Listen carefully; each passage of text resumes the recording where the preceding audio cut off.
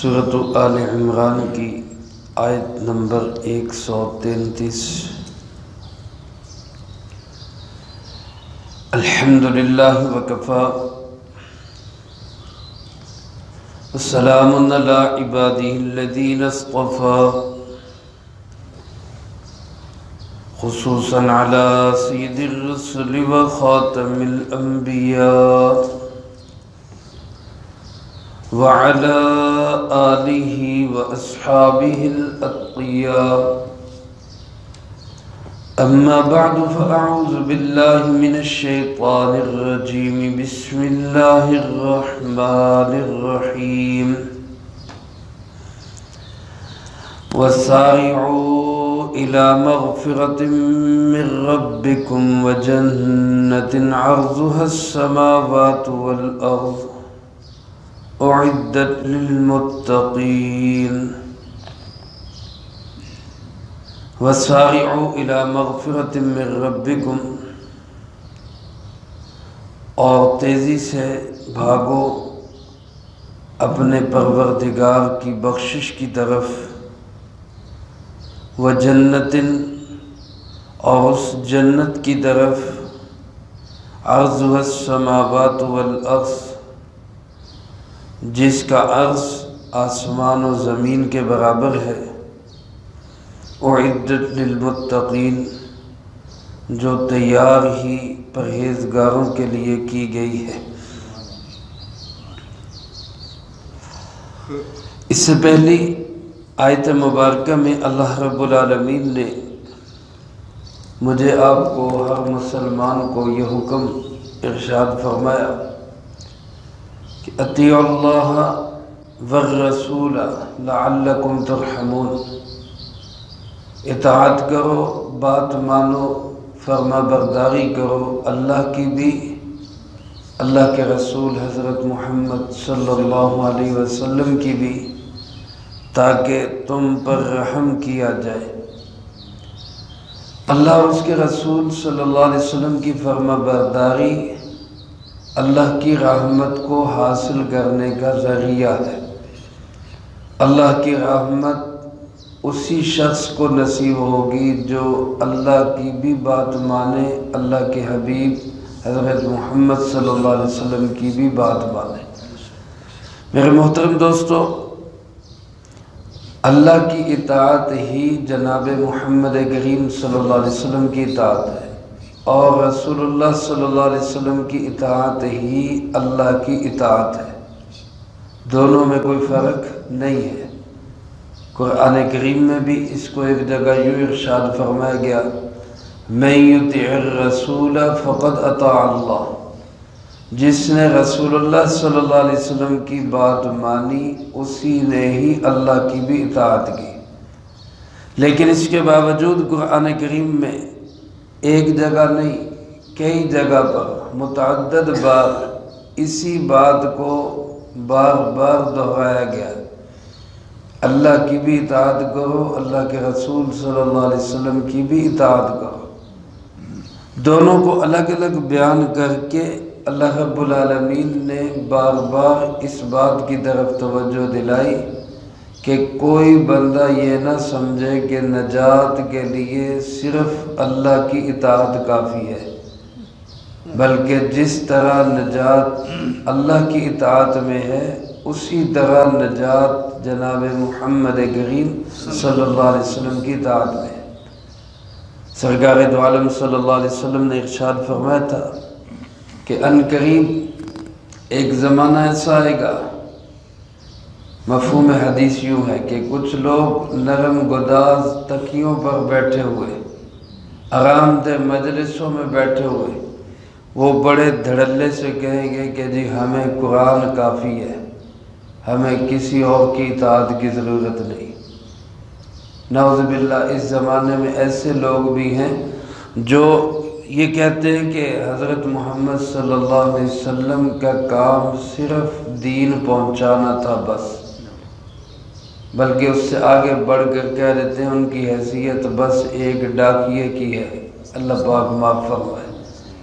ایسی بات ہرگز نہیں، رسول اللہ صلی اللہ علیہ وسلم ایک مستقل اتھارٹی ہے، آپ صلی اللہ علیہ وسلم کی اطاعت ہی اللہ کی اطاعت ہے۔ آپ قرآن کریم کے بہترین شارح اور بہترین مبین ہیں۔ اللہ کا اگر قرآن کریم یہ موجود ہے، ہمارے سامنے ہے، یقیناً اللہ رب العالمین کی کتاب ہے، اللہ کا کلام ہے، تو جناب محمد کریم صلی اللہ علیہ وسلم قرآن کریم کی تفسیر ہے۔ اس لیے میرے عزیز دوستو، جس طرح اللہ کی اطاعت کامیابی کے لیے ضروری ہے، ایسے ہی جناب محمد کریم صلی اللہ علیہ وسلم کی اطاعت بھی اللہ کی رحمت کو حاصل کرنے کا ذریعہ ہے۔ اللہ پاک ہمیں اس کا یقین نصیب فرمائے۔ اب جس میں اللہ اور اس کے رسول صلی اللہ علیہ وسلم کی اطاعت ہوگی، اس کے کچھ اعمال بھی ہوں گے۔ صرف زبانی جمع خرچ سے تو نہیں کوئی بندہ کہے جی میں اللہ کا مطیع ہوں، اللہ کا فرما بردار ہوں، رسول اللہ صلی اللہ علیہ وسلم کا بڑا فرما بردار ہوں، میں زبانی دعوے کری جائے نہیں۔ اللہ پاک فرماتے ہیں اس کے لیے عملی شکل بھی نظر آنی چاہیے، اور وہ عملی شکل کیا ہے کہ سارعوا الی مغفرہ، اللہ کی بخشش کی طرف دوڑو۔ یعنی ایسے اعمال نظر آنے چاہیے کہ پتہ چلے یہ بندہ واقع ہی اللہ کی بخشش چاہتا ہے۔ دو چیزوں کی طرف اللہ پاک نے جلدی کرنے اور دوڑنے کا حکم دیا، ایک مغفرت اور دوسرا جنت۔ جنت سے بھی پہلے مغفرت کا ذکر ہے، بخشش کا ذکر ہے، کیونکہ جس کی بخشش ہوگی اسی کو اللہ جنت نصیب فرمائیں گے، اور جنت ملے گی اسی کو جس کے اندر بخشش والے اعمال ہوں گے۔ یاد رکھیں میرے عزیز دوستو، ہر بندہ زندگی میں اعمال کرتا ہے، لیکن جنت ملے گی اللہ کی بخشش اور اللہ کے فضل سے۔ اللہ پاک ہم سب کو نصیب فرمائے۔ سرکار دو عالم صلی اللہ علیہ وسلم نے ارشاد فرمایا، مفہوم حدیث یوں ہے کہ اعمال کرتے رہو اور دین کے قریب ہوتے رہو، کسی کو بھی اس کا عمل جنت میں داخل نہیں کرے گا مگر یہ کہ اس پہ اللہ کی رحمت اور فضل ہو جائے۔ اللہ رب العالمین بیک وقت عدل بھی کرنے والا ہے، فضل بھی کرنے والا ہے۔ کچھ لوگ اس میں بھی تفریق کرتے ہیں، جیسے مجوسیوں کا عقیدہ ہے کہ اچھی چیزوں کا خالق ایک اور خدا ہے، اور خطرناک چیزوں کا، شر والی چیزوں کا کوئی اور خدا ہے۔ اللہ دو نہیں، اللہ ایک ہے۔ سارے مل کے کہہ دیں اللہ ایک ہے، دو نہیں ہے۔ ہر شر اور خیر کا خالق صرف کون ہے؟ اللہ رب العالمین۔ اسی طرح عدل کرنے والا بھی وہی اللہ ہے، فضل کرنے والا بھی وہی اللہ۔ اس کی مرضی عدل کر دے، اس کی مرضی کسی پہ فضل کر دے۔ وہ عدل کرے تو کیا کہتے ہیں، عدل کریں تے تھر تھر کمڑ اچیاں شانہ والے ہو، فضل کرے تو بخشے جامن میں ورگے منہ کالے۔ اس کے فضل کی ضرورت ہے۔ صحابہ اکرام رضی اللہ تعالیٰ مجمعین نے پوچھا، اللہ کے محبوب صلی اللہ علیہ وسلم آپ بھی اللہ کے فضل کے محتاج ہیں؟ تو سرکار دو عالم صلی اللہ علیہ وسلم نے فرمایا، بالکل، میں بھی اللہ کے فضل کا محتاج ہوں، صرف اتنا ہے کہ مجھ سے اللہ نے اپنے فضل کا وعدہ کر رکھا ہے، مجھ پہ اللہ کی رحمت نے مجھے ڈھانپ رکھا ہے، مجھ پہ حاوی ہے۔ ورنہ کسی کو نجات دینے کے لیے عمل کافی نہیں، عمل کے ساتھ ساتھ اللہ کا فضل بھی ضروری ہے۔ اس کا یہ مطلب بھی نہیں کہ عمل بیکار ہے۔ لوگ کہتے ہیں جی بس عملہ نال نہیں خوش ہونا، اللہ دے فضل نہ ہونا تے عمل چھاڑ دے۔ عمل چھوڑنے کا مطلب نہیں، مطلب عمل کرتے رہو، کرتے کرتے ساتھ اللہ کا فضل مانگتے رہو۔ حضرت علی کرم اللہ وجہ فرماتے مغفرت کی طرف دوڑنے کا مطلب یہ ہے کہ فرائض کی ادائیگی کرو، سارے فرائض پورے کرو، بندوں کے حقوق بھی، اللہ کے حقوق بھی۔ حضرت عبداللہ ابن عباس رضی اللہ تعالیٰ عنہ فرماتے ہیں کہ مغفرت کی طرف دوڑنے کا مطلب یہ ہے کہ اللہ اور اس کے رسول صلی اللہ علیہ وسلم کی کامل اطاعت کی کوشش کرو، یہ مغفرت کی طرف دوڑنا ہے۔ کسی نے کہا مغفرت کی طرف دوڑنے کا مطلب یہ ہے کہ نماز میں تکبیر اولیٰ کی پابندی کی جائے۔ یہ مختلف تفاسیر ہے اور یہ ساری مراد ہے۔ جتنے بھی اچھے اور نیک اعمال ہیں بندہ ان کی طرف جلدی کرے، وہی اللہ کی بخشش کے حاصل کرنے کے بہانے ہیں، اسی سے اللہ کی مغفرت اور بخشش حاصل ہو۔ تو جب مغفرت، بخشش اور فضل حاصل ہوگا تو پھر دوسری نعمت اس کی بھی طلب کرو، اور وہ کیا ہے؟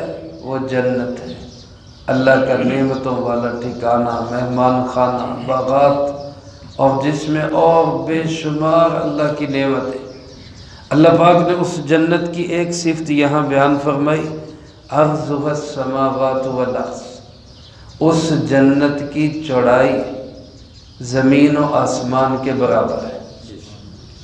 علماء نے لکھا ہے کہ عرض سے مراد دو چیزیں ہو سکتی ہیں، ایک عرض ہے طول کے مقابلے میں، عرض اور طول، جس کو ہم یوں کہہ لیں کہ کوئی مکان لینے کے لیے جاتے ہیں تو کہتے ہیں جی فرنٹ کتنا اس کا جو ہے وہ عرض کتنا ہے، فرنٹ کتنا ہے، اور آپ حضرات جانتے ہیں کہ مکان کی خوبصورتی اس کے فرنٹ پہ ہوتی ہے۔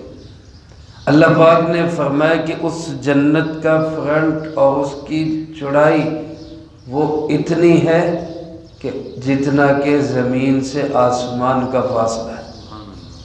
اب انسان کے ذہن میں زیادہ سے زیادہ فاصلہ یہی ہوتا ہے زمین سے آسمان کا، اس لیے اللہ پاک نے اس کا ذکر کر دیا، ورنہ زمین و آسمان بھی جنت کی وسعتوں کے مقابلے میں کچھ نہیں ہے۔ جنت کی وسعتیں اس سے بھی کہیں زیادہ ہے۔ تو جس مکان کا فرنٹ اتنا ہے اس کا طول کتنا ہوگا، لمبائی کتنی ہوگی، اس کا ہم اندازہ نہیں کر سکتے۔ بعض حضرات نے عرض کو رکھا ہے یہاں سمن کے معنی میں، جس طرح عرض طول کے مقابلے میں آتا ہے، اسی طرح عرض سمن کے معنی میں بھی آتا ہے۔ سمن کا معنی قیمت، یعنی جنت کی قیمت کیا ہے؟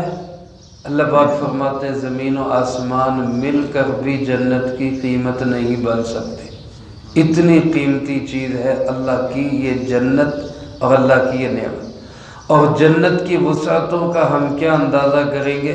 اللہ کے محبوب صلی اللہ علیہ وسلم نے فرمایا جنت کے اوپر نیچے 100 درجات ہیں، سب سے اعلیٰ درجہ جنت کا جنت الفردوس ہے۔ لہذا فرمایا جب بھی اللہ سے سوال کرو اللہ سے جنت الفردوس مانگا کرو۔ اللہ مجھے آپ کو سب کو جنت الفردوس نصیب فرمائے۔ فرمایا کہ یہ جنت جو جس کی فرنٹ جس کی چوڑائی آسمان و زمین کے برابر، یا جس کی قیمت آسمان و زمین، فرمایا یہ تیار کن کے لیے کی گئی؟ اعدت للمتقین، یہ تیار کی گئی ہے پرہیزگاروں کے لیے، تقوی والوں کے۔ کل کے درس میں اللہ پاک نے ہمیں یہ حکم دیا تھا کہ اس آگ سے بچو، اعدت للکافرین، جو تیار ہی کافروں کے لیے کی گئی ہے۔ تو گویا جہنم کافروں کے لیے تیار کی گئی اور جنت متقین کے لیے تیار کی گئی، پرہیزگاروں کے لیے۔ تقوی کا پہلا درجہ یہ ہے کہ ہم کفر سے بھی بچیں، شرک سے بھی بچیں۔ اللہ مجھے آپ کو سب کو کفر اور شرک سے محفوظ رکھے۔ الحمدللہ اللہ کے فضل و کرم سے ہم کفر اور شرک سے پاک ہیں، الحمدللہ۔ ہمارا کوئی کمال نہیں، لیکن اللہ نے ہمیں یہ عزت دی ہے کہ ہم کافر نہیں ہیں، الحمدللہ، ہم مشرک نہیں ہیں، الحمدللہ۔ اس معنی میں ہم سب متقی بیٹھے ہیں، یہ بھی کہہ دیں الحمدللہ، تقوی والے ہیں کہ ہم کفر سے بھی بچے ہوئے ہیں، شرک سے بھی بچے۔ اس سے اگلا درجہ تقوی کا یہ ہے کہ ہم کبیرہ گناہوں سے بچیں۔